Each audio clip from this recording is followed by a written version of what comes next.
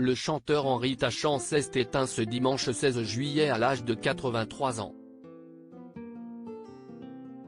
Il était connu pour avoir été une figure engagée des années 60.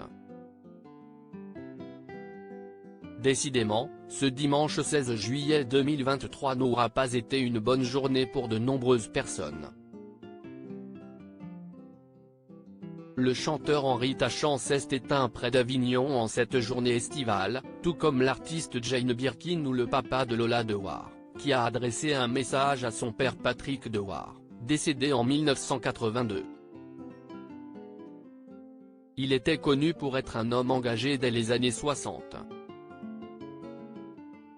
On lui doit les tubes Une pipe à Pépé, L'amour et l'amitié, Les hommes ou encore Ma femme et la chasse. Toutefois, il avait décidé de prendre ses distances avec le milieu artistique à la fin des années 90, malgré la sortie de ses 18 albums. Henri Tachant a été traumatisé par son enfance. Henri Tachant, de son vrai nom Henri Tachedjian, est né en septembre 1939 d'un père arménien. Il a grandi dans le Val d'Oise, après avoir vu le jour dans l'Allier. Son enfance n'a pas été facile pour lui, marquée par des années dans un pensionnat catholique. Si bien qu'il s'est servi de cette expérience traumatisante pour écrire ses chansons, et notamment J'ai pas vécu. Moi le rescapé de ces rapaces, moi qui plus de 30 ans après bouffe et rebouffe du curé. J'ai pas vécu, chantait-il.